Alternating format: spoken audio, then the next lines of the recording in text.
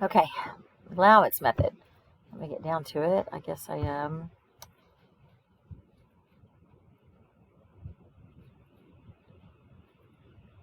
All right, the allowance method is preferred by GAAP.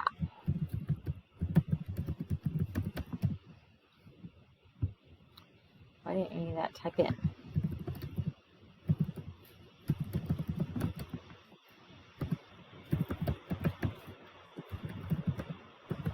Right?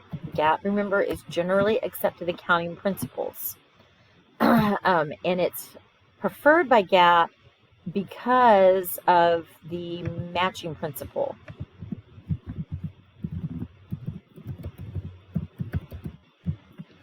All right, it matches expenses with the revenue that it's helping to generate. And the reason we have bad debt expense is because we're letting people buy stuff on credit in the first place. So it should be matched to those sales that is helping to create. All right, so bad debt expense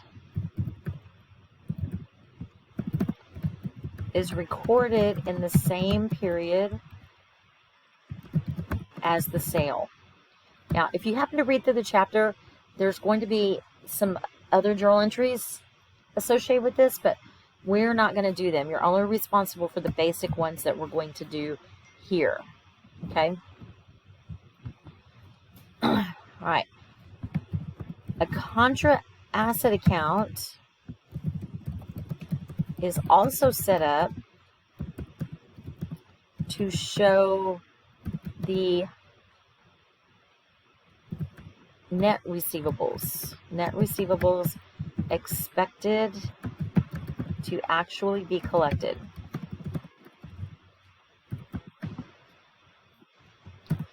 So what we're going to do is we're going to end up recording a bad debt expense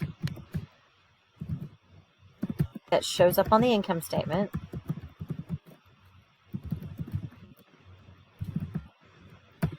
And then we're also going to create an allowance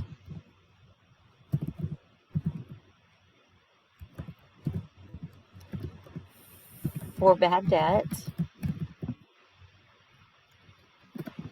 that is a contra asset account and shows up on the balance sheet.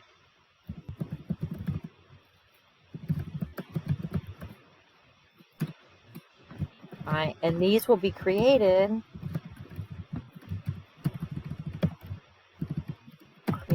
and updated through adjusting entries.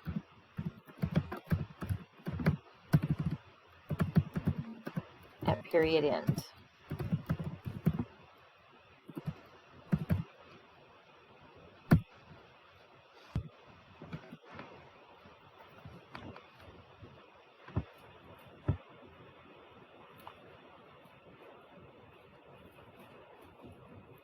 Okay, so at December 31st, we'll use their numbers. Smart Touch Learning has account receivables on the balance sheet of $4,400.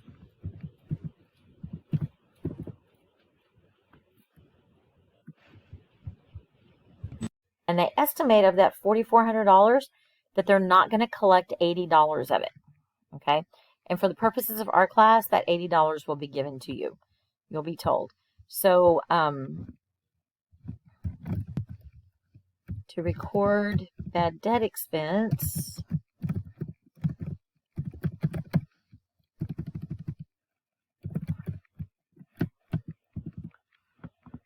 it's the bad debt expense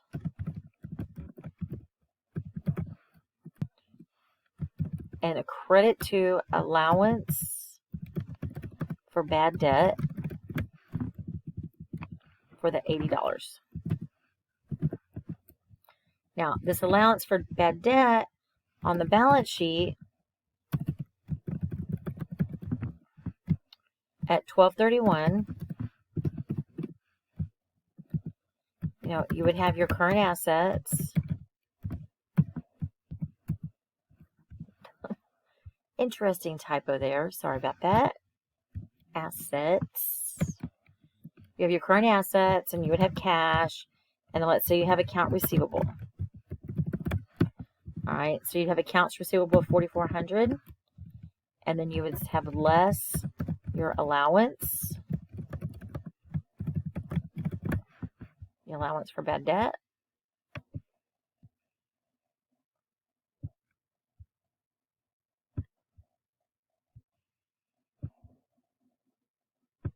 All right, and it's a contra asset account. Notice it has a credit balance, and your assets typically have a debit balance. All right, so you would subtract it, and then this 4320 out here, this is my net.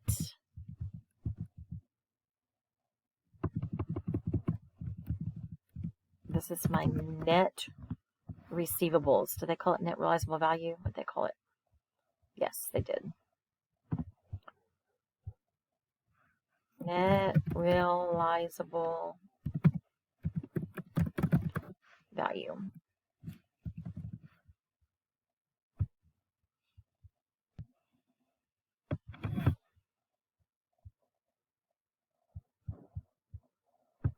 So now what this has done by recording this bad debt expense in the same year that you sold the item, it's matching that bad debt expense to the sales revenue.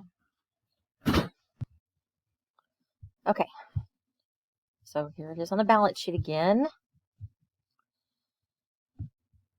All right, so now when you go to write off an account, you write it off against this allowance.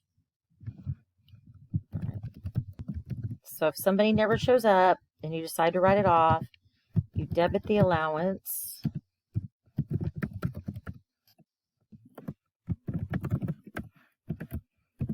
And credit this specific accounts receivable.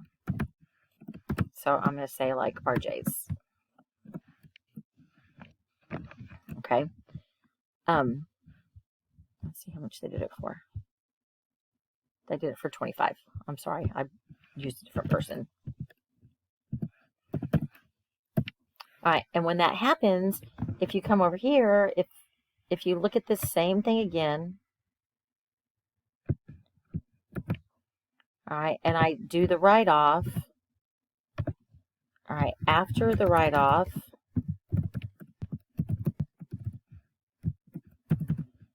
my account receivable is lower by $25, and then I debited the allowance, which took it out of that. And if you notice, my net is still the same. Okay, so when I use the allowance method and I write off an account, it has no effect on the totals. All right, so this has no effect on balance sheet totals and no effect on the income statement.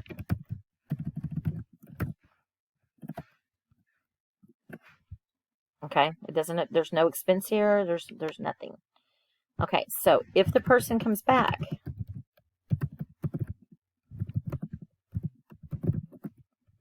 and pays after the write-off, then it's kind of similar to the other one. You have to reinstate the account by reversing the entry that you just did. So you would put the account receivable back on.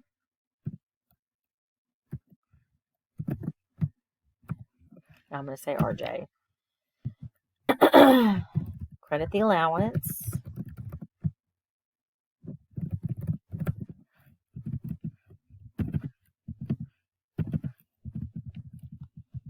And then collect the cash. You would have cash in the account receivable.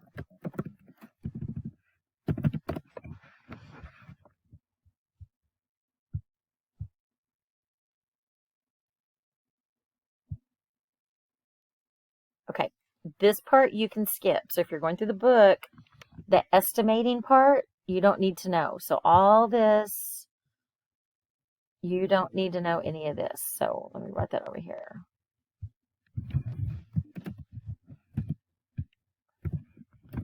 don't need to know how to estimate bad debt expense. I will give you the number.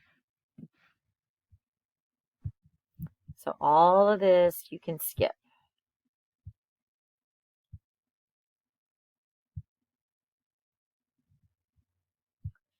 And now we're down to notes.